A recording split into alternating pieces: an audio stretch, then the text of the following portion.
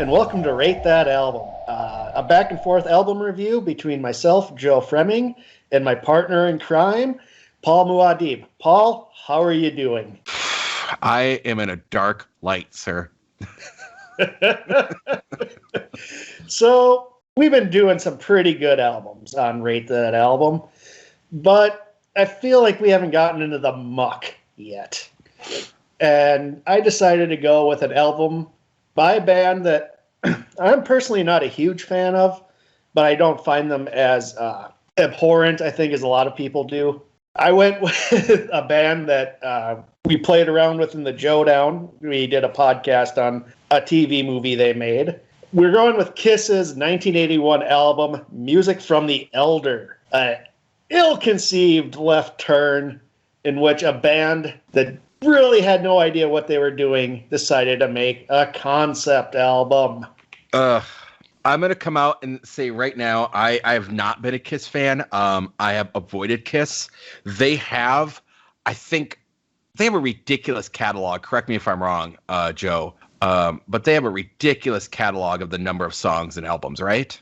Yeah, they're a working band. I'm not going to, as I've gotten older, I've found myself enjoying music that I was more antagonistic towards in my younger days. Absolutely. Kiss, they have a few songs I do like. That's what I was gonna say. Like, out of their catalog, I think I could count on like one hand the number of songs I like. Maybe two. I'll give them two hands out of their entire catalog of music. I'll name the three songs of theirs I like. I like they do a cover of Back in the New York Groove, which I really think is really a pretty good cover. I really enjoy it. I actually like the song Beth. It's that's on my list as well. Yep. And because of probably more of nostalgia, because of Bill and Ted's Bogus Journey, I gotta enjoy God Gave Rock and Roll to You Part 2. So I would say that Beth is on that list. Off of what I can name off the top of my head, Beth and Detroit Rock City are the only two that I really, really, really enjoy of theirs. Yeah. Yeah, so they're not outright abhorrent in our view. I think that's safe to say. I think it's just they're just a band that just was never my thing or your thing. I will say that I avoided them because it's much like the Sex Pistols and punk rock, and like faux punks get mad at me when I say that the Sex Pistols were just a boy band. They were put together by a businessman. Exactly. To sell clothes. And this is what I feel like Kiss is to me. Kiss is, to me, is like the epitome of commercial rock. So, well, I think if you and I put together a banjo and put out the number of songs that Kiss did, I think we could come out with about the same number of hits that Kiss did. Yeah. I mean, I'm not going to lie. If I was given a ticket, I would see the show just for the spectacle. Absolutely. I say the same thing about U2. That's another band I'm not a big fan of, but if I was given a ticket, I would see them live because their stage shows are, it's spectacle. There's a place in rock, I think, for bands like this. Their gimmick was they wore makeup. It's basically comic book imagery. Backed with basically what I would consider burnout rock. Mm-hmm. Be safe to say. And I'll lean into that with the history, but you want to give us some thoughts on Music of the Elder before I get into the wild and woolly story of this? All of that. I'm going to save all of that for when we get into it because I will say one thing, and I, you and I talked a little bit beforehand. I sent you a message after listening to this album. It just said glares. Yes, and I also said this album feels like it's dripping with behind the scenes problems. And so I really want to hear the backstory on this because I need to know it and like how they got to this space because. Truth be told, this is the first front to back full Kiss album I've ever listened to. And this is not what I expected. And if I was introduced to Kiss on this, I would never listen to Kiss again. Yeah. And that's the thing. So let's get to the story of how Music from the Elder came to be.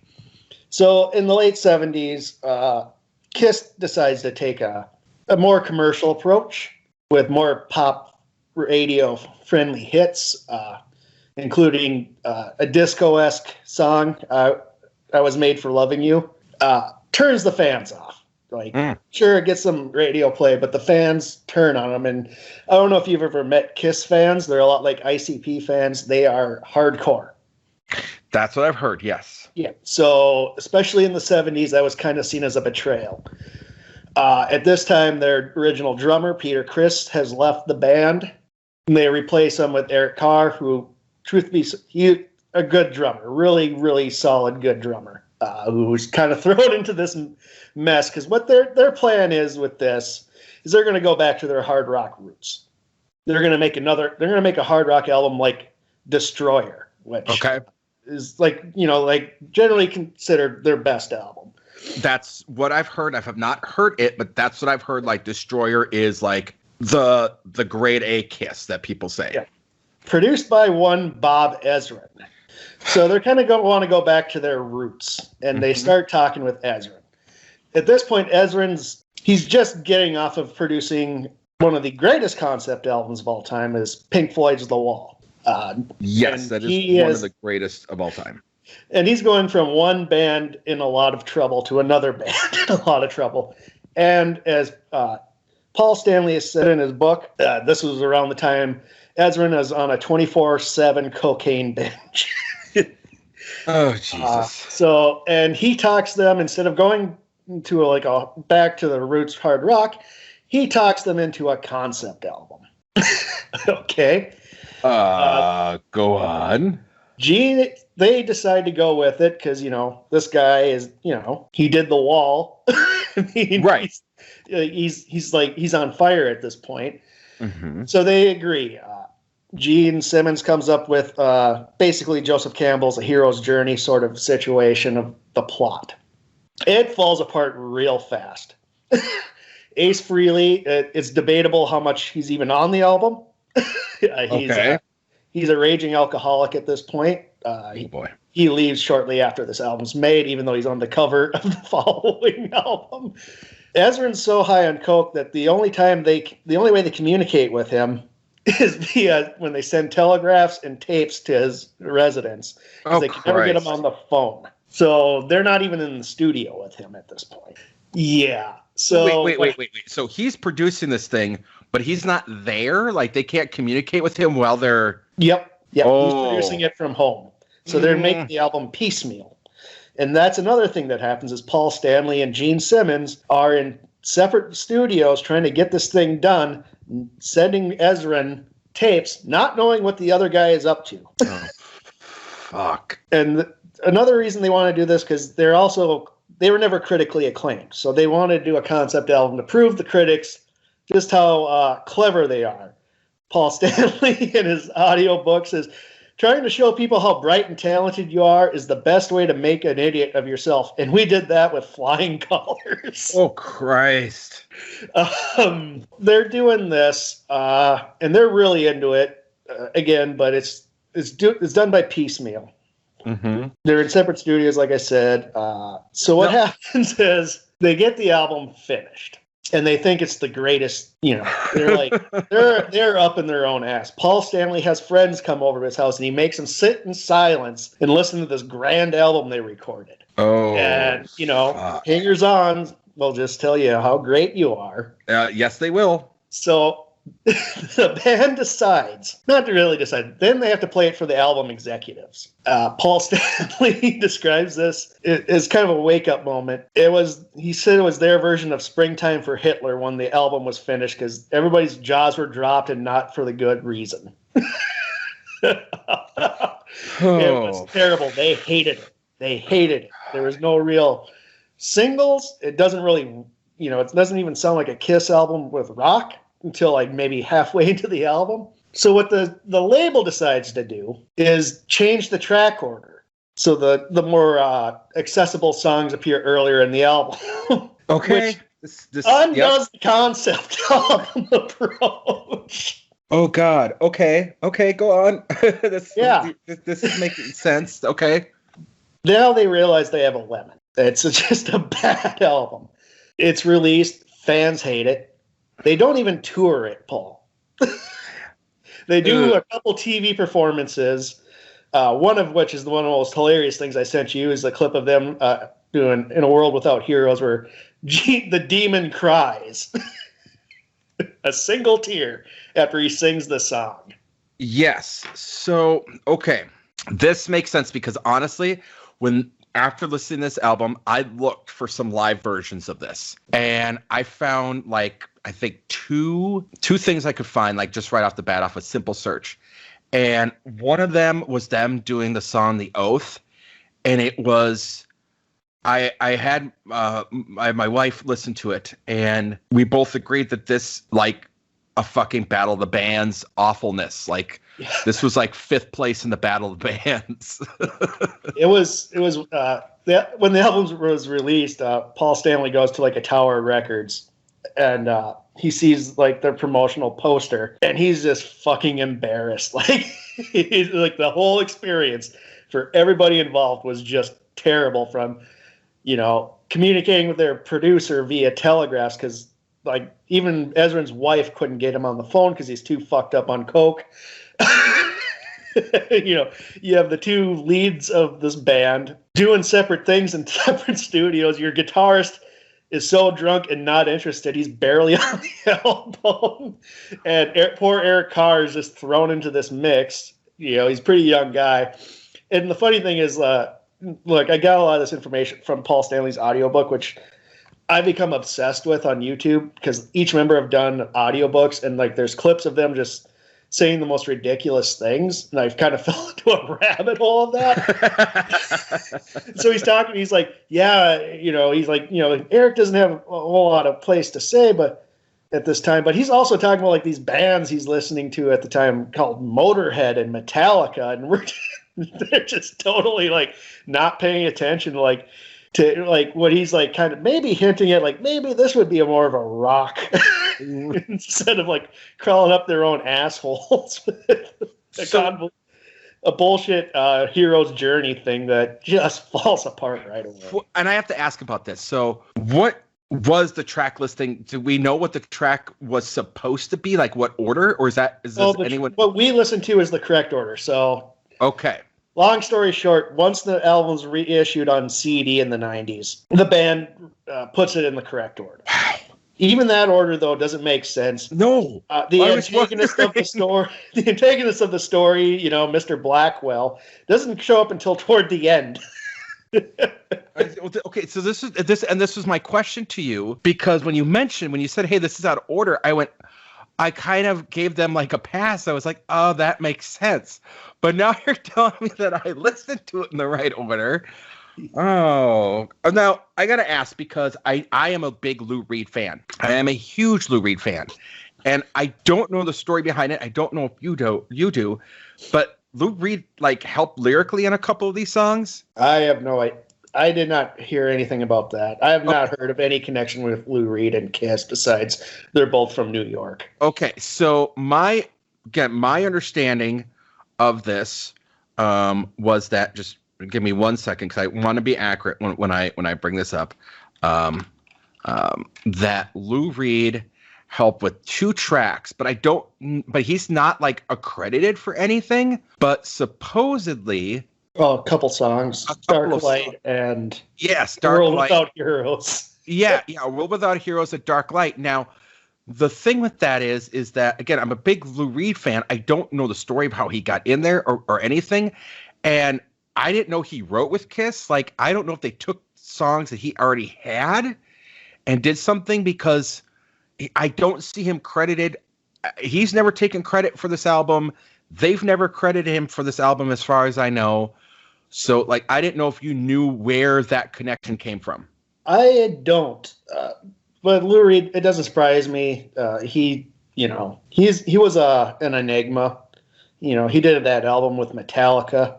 He just, it doesn't surprise me. It's just one of those weird factoids, I guess, that he somehow hooked up with these guys. All right. Okay. So that's basically the story. It's a hot mess, man. It's they went in thinking they're going to create the greatest album, and they just shit the bed.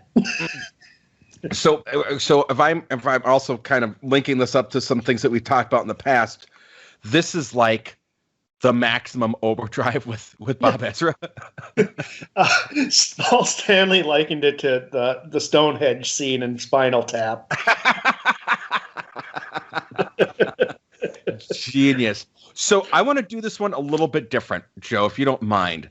Okay. I normally we pick like our best, our worst, whatever, but I really want to tackle this. I made notes on every single song. I haven't done that with our other albums. I did that with this one. Are you comfortable with going like shooting and like hammering our thoughts on each individual song? Yeah. Some of them blend in for me. It was just embarrassing, but it is. There are elements of this album I think work if they just, it feels like they zigged when they should have zagged in some parts. In a way, musically, there's like some things that are like strong, and then they just go in a direction that doesn't make any sense. Yeah. Well, okay, because I do. There's something here that's good, but there's something here that's not. So let's start this off with the first track, Fanfare. Did you have any thoughts on Fanfare? I mean, it's not very long. It's like Renaissance music. I haven't. Monks. My notes.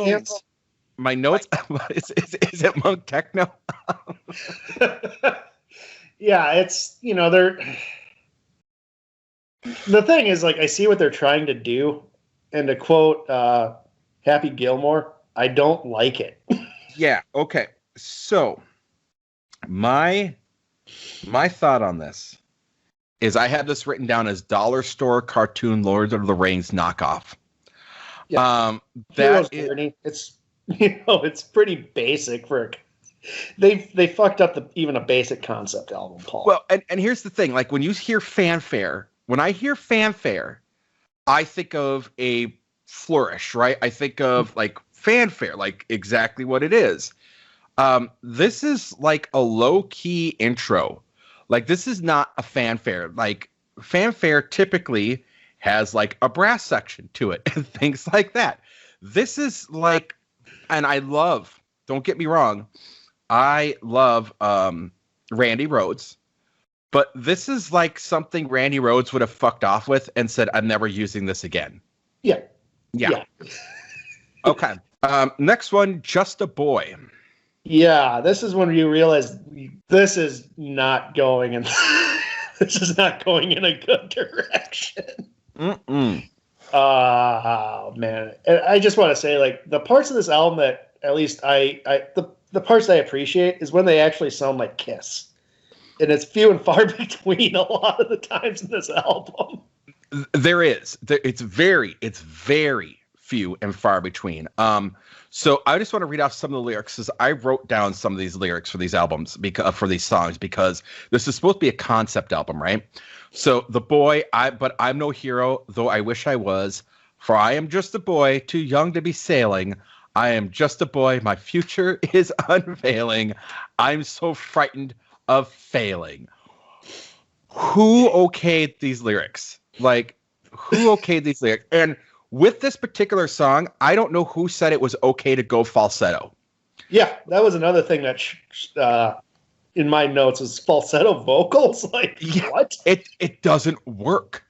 I don't mind the musical, like the production of it, the musical sounds of it.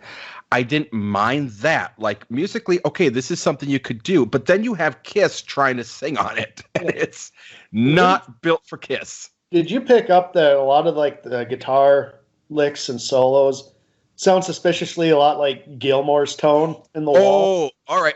You're jumping ahead of me. But yes, I have that written down very soon that we're going to get to that. So yes. And then the next song was Only You, which my notes for that one were, again, vocally, it's just off. It's not bad musically. It's not. I want to make very clear that unless stated otherwise, none of the music is bad, but it's not Kiss. Like if I again was introduced to this, like, hey, you gotta listen to this cool rock band named Kiss, and you gave me this, I'd be like, what the fuck are you doing to me? Yeah. It's but once weird again, because musically it's pretty solid. musically it's absolutely solid. For a band that's not really known to be musically solid, which is another level of bizarre. Right. It's musically, it's absolutely a very, very, very, like, well, some of it is. We'll continue there. But again, with when I wrote this is, again, vocally, it's just off. There's falsettos. There's weird fucking, like the when they all sing as a group, it just doesn't work. Like everyone, like when you explained to me that they were not in the same area doing these things, it makes total sense. Yeah, it's a hodgepodge. And before Only You, I think it's Odyssey. And like the lyrics to that, something like Tenacious D would do to make fun of an album like this. In a far off galaxy, I hear you calling me. Well, I wrote after that, what the hell is this? And it's supposed to be a concept album, right? And yet they're singing about a child in a sundress. Now, they've been singing about the boy, but my reaction to this was, the boy's in a sundress? What is going on here? Yeah, the hero's journey is really not a complicated... They're complicating something that's fairly simple. Like, even George Lucas, did the hero's journey without fucking it up too much. Yeah. Okay. So this was my notes on this one were musically I enjoy it. Vocally it feels completely mismatched and it doesn't gel at any point. There is this weird like it just goes all over the place and it's just terrible. Okay, let's get to, and I think next one was Under the Rose. Yep. Okay, this is where my notes were. Better vocally, still some sour spots. So far, the harmony and the chorus vocals just aren't working for me. So far, this is a mess. But, quote, best song so far I've heard. Sounds like Ezra wanted Gilmore to play and sing on this. Yeah, I feel like he went into his bag of tricks. Those lead guitars are obviously not Ace Frehley. Ace Frehley's not really a great guitarist. Again, this was a band known for their spectacle more than their musical prowess. And so, so I think Ezrin was like, I can make this sound like Gilmore. Hey, you know what? And he did. It just feels misplaced. Yes, absolutely. It does feel very misplaced. And again, there's a lot of Gilmore sounds and licks on this. Okay, Dark Light. What's your take on Dark Light? Again, musically, I think it's promising. Mm-hmm. But it just... In fact, I'm just going to say the song I like the best on this album is Escape from the Island, and that's an instrumental. Yeah. Okay. So I'll cut down then what I thought. So I don't have to keep going, putting you in a position where because obviously but I have to knock this down track by track. What at Dark Light at this point, I literally was going, what is this album trying to be? This doesn't fit at all, and it feels more like what I expect from a early 70s Kiss album. Like this is starting like I'm like, okay, I can kind of hear some Kiss in there, but not really. Yeah, it doesn't feel like a Kiss album. Not at all. Now we get to A World Without Heroes, which is the one where we have the infamous crying at the end of the video. And this is a song I think they still kick out every now and then live. Okay. Mm-hmm. I hope they change the lyrics, because what I said was another tonal shift so far in the album. So far, best song vocally. Comes off as a love ballad, but someone gave the band the wrong lyric sheet to them to sing for it. Because this is a love ballad, but the lyrics for it are something like... where do I have the lyrics here? Oh, World Without Heroes is like a world without sun. You can't look up to anyone without heroes. A world without heroes is like a never-ending race. It's like a time without a place, a pointless thing, devoid of grace. Jesus Christ on a crutch. And another thing I didn't like the vocals on it. Like, this was one of those times where Gene Simmons does not have a great voice. No. And this felt like, when they would when their most famous ballads done by Peter Criss, and he has, for whatever, at least he has like a vocal element that works. And I think if he was in the band, maybe this song would have been better with him on the vocals than Gene Simmons. But and this is my point, is that I said so far best song vocally, and this song doesn't work. I want to make that very, very clear to you in the audience. Then we get to The Oath, which I said so far this feels like something like a Blue Oyster Cult ripoff. Yeah, that's what I felt too. Yeah. Yeah. Mm-hmm. This honestly felt like a B track off of Heavy Metal that we talked about before, like the Heavy Metal soundtrack from the cartoon. Like this felt like a BOC B track to that, like The Oath. And I think they have a song, Blue Oyster Cult has a song called The Oath as well, which I would take over this in a heartbeat.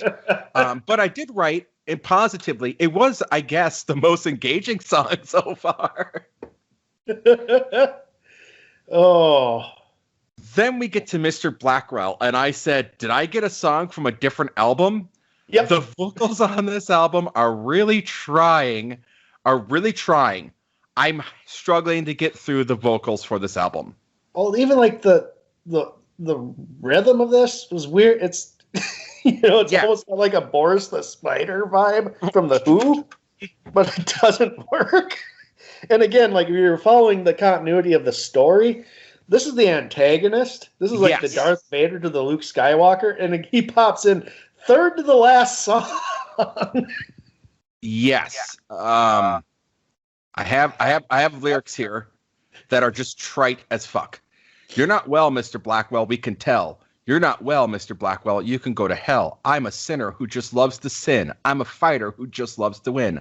I'm the truth about this crummy hole. There's nothing here that can be bought or sold. You're cold and meat and in between. You're rotten to the core. You're not well, Mr. Blackwell, and we can tell. Who agreed that these were good out like lyrics like this drives me fucking nuts. And yeah, this is supposed to be this. Now, first of all, concept album. We'll get that when we're done. Okay, Escape for the Island. I wrote Escape from this album. And again, this was my favorite track. Mm-hmm. Musically, it's solid. It's whatever, and it sounds musically most like Kiss to me.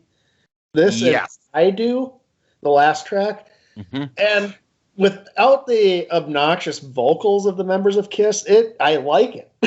Yeah, yes, and for I wrote down the last part of it, which was when after the end they cut back to like they try to do like the Ezra start at the beginning of the album, go to the front, the wall thing, and Morpheus, you have been summoned here to offer your judgment of the boy. Do you still deem him worthy of the fellowship? I certainly do, my lord. As a matter of fact, I think you're going to like this one. He's got the light in his eyes, a look of a champion, a real champion. At the end of the album. Like, what the fuck? This is... Okay, so, sonically, production-wise, taking like if I were to strip the vocals out, this is something you could work with. Like this is totally, I want to make that very, very clear. Musically, instrumentally, it's a solid actual album. I don't hate it. But the minute you bring Kiss in to sing on it, it takes a shit rocket storm to the far left. And I just go, I can't do this. This is a very loose interpretation of a concept album. This does feel like something that Jack Black and Kyle Gass of Tenacious D would have done as a joke. Yeah. I mean, this was 54 minutes of my life that I can't get back. Now, I could take solace in the fact that, again, I enjoyed the instrumental of it. I did. Yeah. But I still feel like after listening to this album, I still haven't heard a full Kiss album. And that's true because it's only two at this time two full-time members of Kiss. It's Gene and Paul, not even working in the same studio together. Their guitarist is pretty much MIA, and their drummer is brand new and thrown into this chaos. Their producers, again, so coked out they can't get in touch with them most of the time. It just set it up for disaster. And the story of it is more interesting than the album itself. Yeah, I mean the lyrically, this I feel like armchair whatever because I'm sitting here ripping apart a band that's made millions upon millions of merchandise, whatever, right? So, but lyrically, I mean, this is so bad. Yeah, this is one of those things like they went so far out of their element.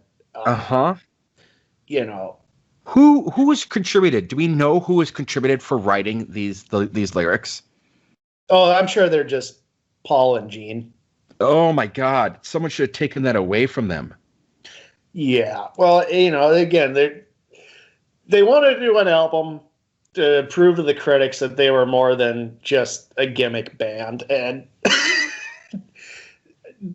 I think they've all kind of said, like, you know, we're a gimmick band, and that works for us, and that's okay. And, you know, like I said, there's room in rock and roll and music for that. And I think Kiss, when they do that, when they just, hey, we're just a party band, you know, like, fucking, this is burnout stoner shop kid music. It works, and it's fine. But when they do stuff like this, it's just it's so offensive to the ears. Yes, it really is, and it's God, I don't even know. Well, here's the thing: they were like a huge band, you know, by the late '70s, early '80s. Yes, this charted its peak position on the U.S. Billboard pop albums was 75. Okay. Rightfully so. One of the top bands in the United States. Correct me if I'm wrong. Wasn't Jethro Tull? Didn't they do a concept album because they hated concept albums, and it was actually a very successful concept album? Yeah, Thick as a Brick, I think. Yeah, Thick as a Brick. Thank you. They were trying, and they did well. Yeah, this really, I do. I mean, part of me, as much as I'm shitting all over it, right? This is a trap that I see a lot of bands musically, and a lot of people musically. And this is something that happens, I think, when you start to get a lot of money and you get surrounded by yes people, right? And you start to think you can do no wrong. And you're looking at all these other bands that are doing these really, really intricate concept albums that are getting, I mean, The Wall was incredibly successful. The Who's Quadra, yes, was very successful. The Tommy, which I argue is right up there as one of my favorite concept albums of all time. I mean, I would question if it isn't actually better than The Wall in terms of being able to follow it lyrically. So now, who was it that said they wanted to do a rock album and the other two said no? Well, the whole thing was they wanted to do a rock album. They got talked into this by Ezrin. Ah, okay. They wanted to go back to their roots and make a thing like much in the vein of Destroyer, which was, you know, okay. It's just a solid rock album, you know, not a whole lot of bells and whistles, but it's catchy. You know, and that's the thing. Like, they can make catchy earworm music, you know, for whatever it is. You know, again, it's not my thing, but I'm not going to be a snob because I do like some of their music. You had the hubris of a coked out producer. Yep. The hubris of two guys in one of the biggest bands in the world, and neither of them have. Gene Simmons has been sober his whole life. Paul Stanley only dabbled a little bit, so you can't even blame the drugs for their thing. It's just pure hubris and ego. Yeah. Oh, yeah. And this is much like to me. This is okay. Very much like Dune, David Lynch Dune. You have a really successful director and writer, and you have the wrong writing team, the wrong project for them. Yeah. And I gotta say, I mean, it's there, it's done, but I mean, what were they on that Ezra got them to agree to this?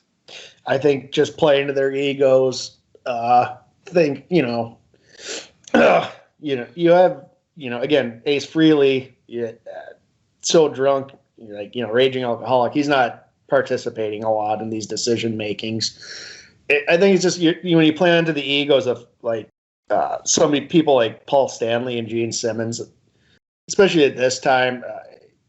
I think hey, I did The Wall, man, and I did Destroyer. We can do like a combo or something. Just talk them right into it.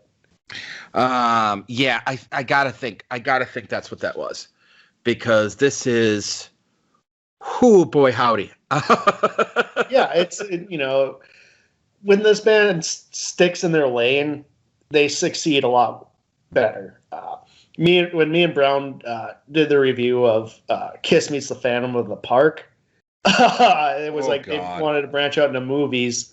And, they're all like jazzed up, I believe, on Star Wars. And when you watch that movie, you're like, holy shit. And that movie was so bad. People who worked for him were never allowed to even bring it up in their presence. Are you serious? Serious. This album, I'm sure they don't like talking about. They pretty much all admitted it was a bad turn, a bad decision, but you can't unring the bell. It happened.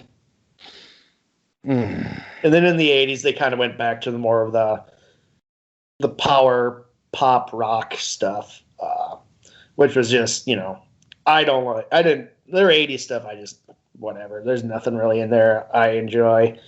The 70s stuff, I think, has a little more fun for me, at least, if I have to listen to it. This is the weird, because it's so pretentious. Music from the Elder, implying it's like from a movie or something, which it's not.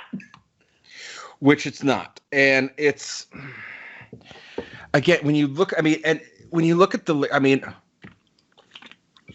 let's be fair here. When we think about rock, like what Kiss is in that genre of rock, right? They're not really known for their lyrical, what's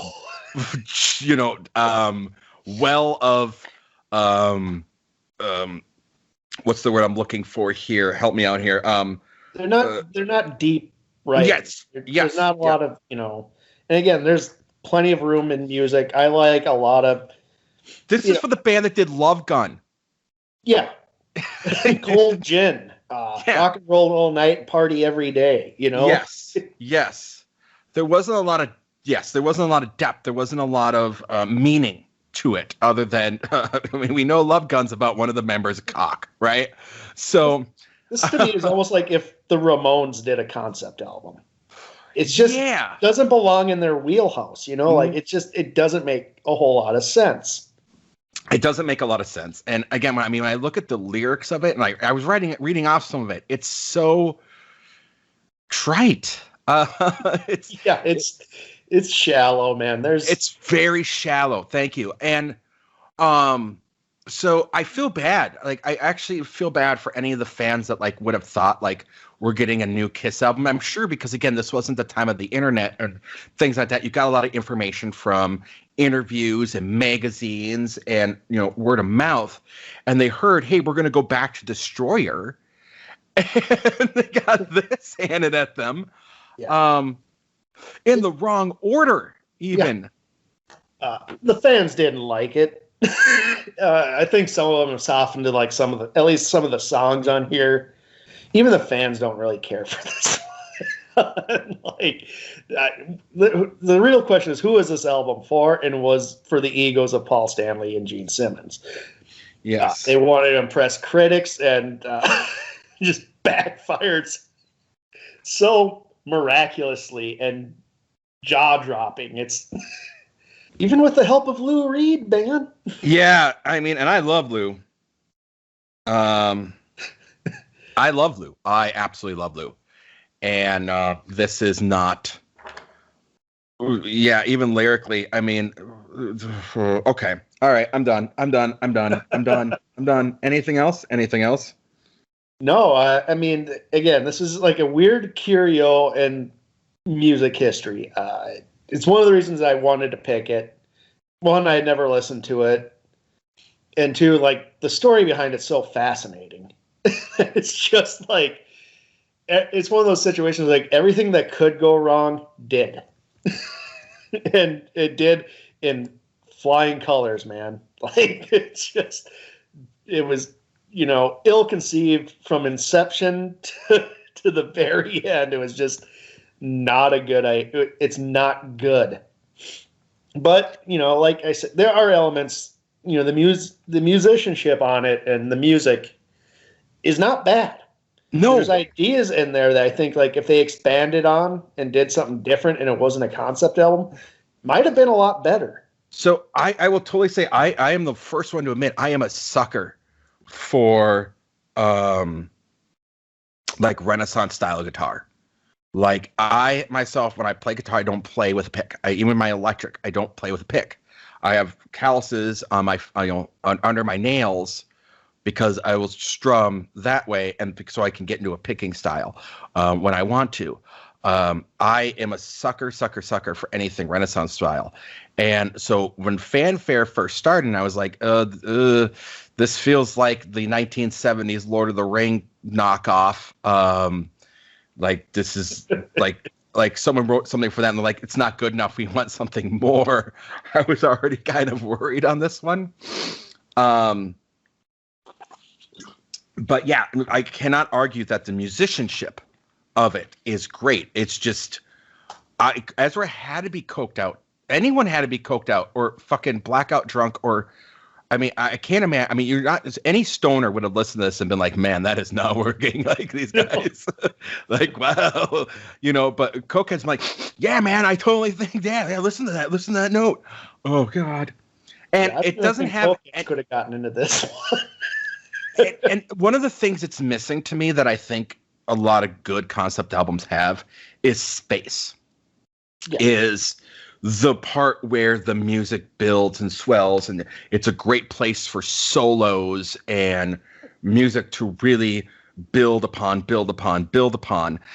There was little notes here and there, much like we talked about last week with the album we absolutely loved, which was the American Head one, where there was elements throughout, but this didn't feel cohesively weaved together, even musician-wise, like musically. You know what it's also missing? An anthem. A band. Yeah. Famous for these anthemic rock and songs. It's missing a fucking glorious solo. Yeah. It's missing a glorious solo, a glorious anthem, like throw your fist in the air type of song. Yeah. This is what this band is about. Mm-hmm. What reason why I believe it's Detroit Rock City is because they have the dual guitar towards the end of it, the dual guitar solo. Yeah. This was begging for some dual guitar solos, some really epic dual guitar solos that bled into an anthem. You're 1,000% correct on that. Yeah. Mm-hmm. Well, it needed to rock a bit, like it just felt weird. Like, I mean, again, Detroit Rock City, it's a simple song.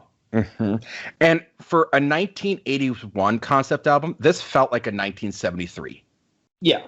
That was a weird thing too. Yeah, it did not feel like I did not realize this came out the year I was born. I think you were born the same year. Yep. This did not feel like the year it came out. Like when I think 1981 and I think 1981 rock and concept albums, I have a completely different view of that. This feels like something out of the early mid 70s. Well, the early 80s concept album I often just think about is Final Cut. Yep. Very sparse. Because like concept albums also kind of fit the times they're in. Yes. This does not fit. I don't know what time this is trying to fit in. Yeah. Like I said, immediately I thought of, like I said, right away I thought of the old cartoon Lord of the Rings, that was from like 1976, 78, somewhere around there. Like this felt 5 years behind the times to me, 5-6 years behind the times, and it just never got there. And I mean, I don't know if there was. I'm trying to give credit here because, I mean, again, this is a band that's made millions, has done some really great stuff. And we realize they're out of their element and things like that, but you would have thought that there would have been some spark in there that could have made this work. But it just... A lot of that, part of me thinks that if they had a coherent producer guiding this ship, because it's, it's free for all, like, based on, like, what I said on the history of it. Yes. Nobody knows what the other's doing. They can't talk. They're not it's hard for them to get in contact with their producer. I think if you had the right hand, like, or even a sober Bob Ezrin, could have done. Yeah, it might have been a different story for this album. I think you're right. I mean, this could have worked. I mean, if someone had just, vocal correction existed at that time. Yeah. And there is not enough vocal correction on this. I want to make that very clear. And by the way, if you haven't looked at I'll send it to you, the live version of Oath. It's bad. Like vocally, they can't sing this stuff. No, they're not great. They're never been great. Their their album Alive. Most of it was created in the studio. It's barely a live album. Okay. Yeah, I know. Again, I've never heard of it. I knew of it. Yeah, they didn't sound well live. They're more of the spectacle. So. All right. Yeah. So these guys, they're not musicians. They're a live show. They could, it's kind of a cool concept with the makeup and all that, just because it's cartoonish, comic booky, whatever, like things like are up my alley for because I'm not a snob with that kind of music.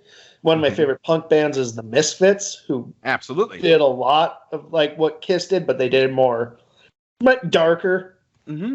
Oh, dude, I love like I'm not a snob when it comes to that kind of thing. Like I am a huge punk fan. I mean the Vandals, the Misfits, even the supergroup, Me First and the Gimme Gimmes, right? Even going down to No Effects. There's punk bands out there that maybe I'm into that people have never even fucking heard of. I can really dig me some awesome. I used to have a playlist because I got rid of Spotify, but I used to have a punk playlist.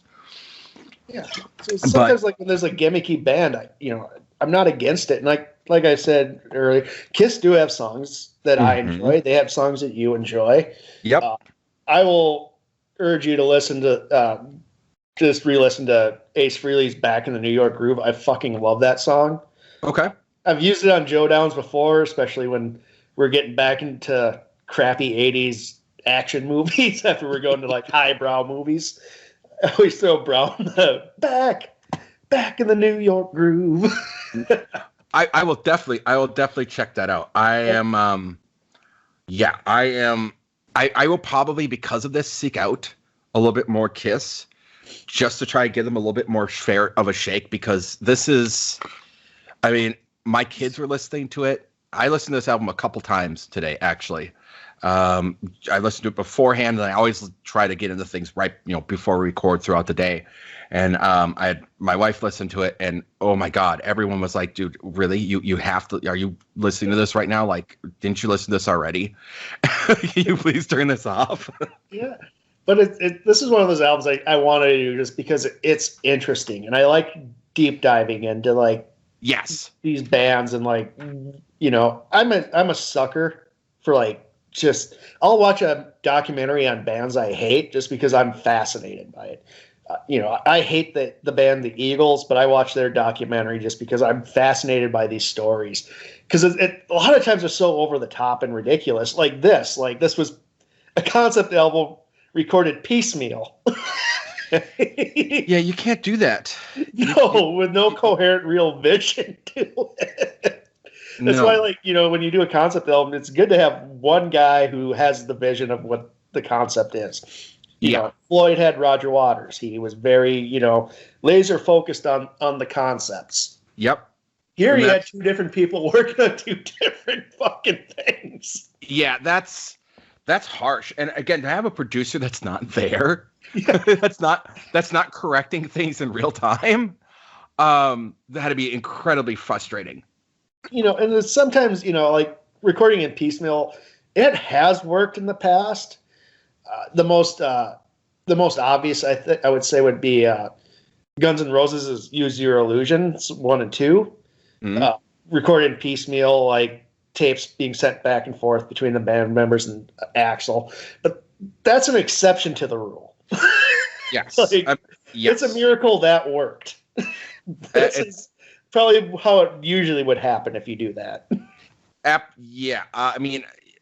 think that is the classic example. I mean, honestly, I don't think a lot of people know that Let It Be was done that way as well. Yep. But that's because they had so much leftover material to work with as well that they were already familiar with some of the works that were done in there. And I think that was also some of the work with I'll Use Your Illusion. I think they had a lot of pre-recorded stuff and things that they had been mishing and mashing about, so they weren't completely foreign to the idea. But here you got the rock band Kiss coming out of nowhere with a Renaissance-style concept album. They got nothing. That sent us alone, man. That